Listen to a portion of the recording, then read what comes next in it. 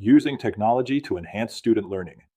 After becoming comfortable teaching both in-person and virtual classes, Sarah found herself surrounded by advertisements for the latest educational technology. One promised to create entire presentations in minutes. Another claimed artificial intelligence could build quizzes, summarize lessons, and answer student questions automatically. There were interactive whiteboards, digital polling platforms, virtual reality demonstrations, online collaboration tools, and dozens of new educational apps. Sarah laughed as she showed David one of the advertisements. "If I buy all of these," she joked, "I'll become a better instructor overnight." David smiled. "No." She looked surprised. "They're tools," he said. "They don't replace good teaching." That conversation reminded Sarah of something she had learned early in her teaching career. Every new piece of technology should answer one important question: will this help my students learn better?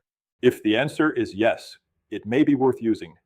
If the answer is simply that it's new, flashy, or entertaining, it probably doesn't belong in the classroom. Technology has transformed real estate education in remarkable ways. Today's instructors can display contracts on a large screen, annotate documents in real time, conduct live polls, share videos illustrating complex concepts, collaborate with students online, and instantly access current laws, forms, and educational resources. These tools make learning more visual, interactive, and engaging when they are used with purpose. Sarah began experimenting with some of these resources. Rather than describing the purchase process with words alone, she displayed a timeline showing each major step from contract acceptance to closing.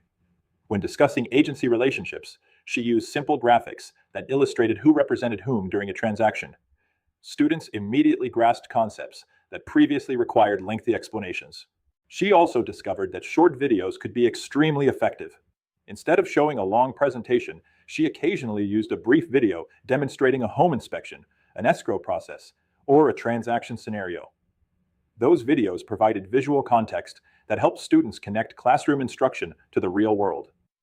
David reminded her, however, that videos should support instruction, not replace it.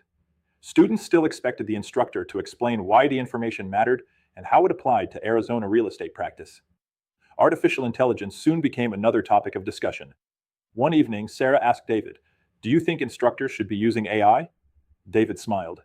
"I think instructors should understand AI." He explained that artificial intelligence can be an outstanding educational resource when used responsibly. It can help instructors brainstorm discussion questions, organize lesson ideas, develop sample case studies, create practice quizzes, summarize complicated information, and generate examples that instructors can customize for their students. AI can also help identify different ways to explain difficult concepts when students need additional clarification. But, David cautioned, AI should never replace your professional judgment. Like any research tool, artificial intelligence can occasionally provide incomplete, outdated, or inaccurate information. Instructors remain responsible for verifying legal references, confirming Arizona-specific requirements, and ensuring that all instructional content is accurate before presenting it. Technology may assist the instructor, but the instructor remains responsible for the education. Sarah appreciated that perspective.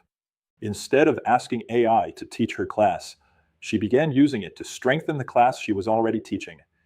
She also incorporated digital collaboration activities into several lessons. Students worked together to analyze transaction scenarios, complete problem-solving exercises, and compare solutions using shared online documents.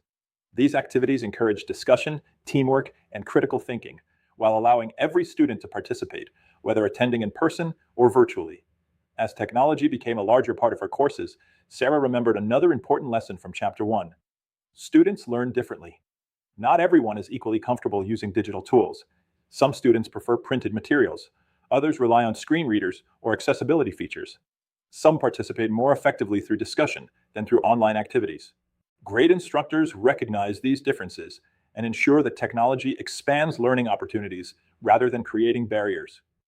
Materials should remain accessible, instructions should be clear, and alternative methods of participation should be available whenever appropriate.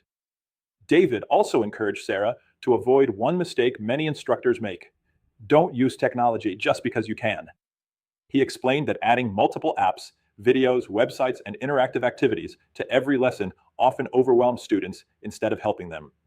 The goal isn't to impress students with technology. The goal is to improve learning.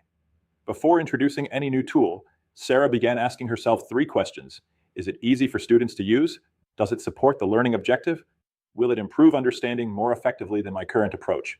If the answer to all three questions was yes, she added it to the course.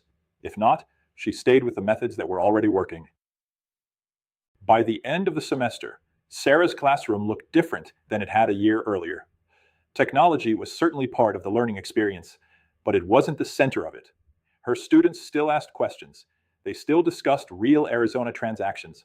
They still analyzed contracts together. Technology simply made those experiences richer and more engaging. As they packed up after class, David smiled. Remember when you thought becoming a better instructor meant buying more technology? Sarah laughed. I know better now. What's the secret? She looked around the classroom before answering. The best technology is the technology my students barely notice, because they're too busy learning. David nodded. Exactly. The most effective educational technology quietly supports great instruction without ever replacing it. When instructors thoughtfully evaluate new tools, maintain their focus on student learning, and remember that technology serves the lesson, not the other way around, they create educational experiences that prepare students for success in today's real estate profession. Instructor tip: before adding any new technology to your course, teach one lesson with it yourself. If the tool feels complicated or distracts from the learning objective during your practice session, it will likely create the same challenges for your students. Online discussion question 1. How can technology improve learning without becoming a distraction? Answer: technology should support specific learning objectives by making concepts easier to understand, encouraging participation, or providing visual reinforcement. When technology is used intentionally rather than simply because it is available, it enhances learning without competing for students' attention. Question 2. What are some appropriate ways instructors can use artificial intelligence in course development? Answer: AI can assist with brainstorming ideas, creating discussion questions, organizing content, generating practice exercises, and developing examples. However, instructors remain responsible for verifying accuracy, especially when teaching Arizona-specific laws, regulations, and professional practices. Question 3. Why should instructors evaluate new technology before using it in class? Answer: not every technology tool improves learning.